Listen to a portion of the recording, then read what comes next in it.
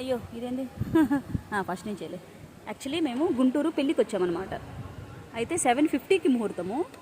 అయితే ఆయన 9:40కి పెళ్ళి మొత్తం కంప్లీట్ చేసేసి అదిగోండి ఏం చేస్తున్నాడు అక్కడ, అరుంధతి చుక్కలు చూపిస్తున్నాడు. అసలు పెళ్ళిలో చుక్కలు చూపించాడు. మేము మేకప్కి వచ్చామన్నమాట.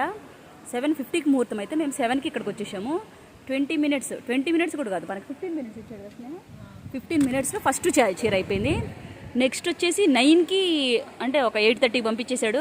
పావు గంటలో ఇంకో చీర కట్టేసి అయిపోయిందా.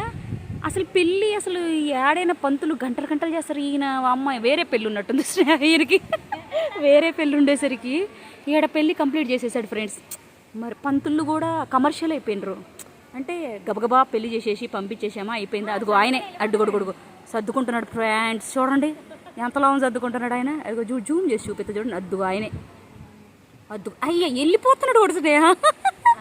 వామ్మ చూసారా ఫ్రెండ్స్, పంతులు ఎంత కమర్షియల్ అయిపోయారు. అంటే గంటలో పెళ్లి చేసేస్తారా.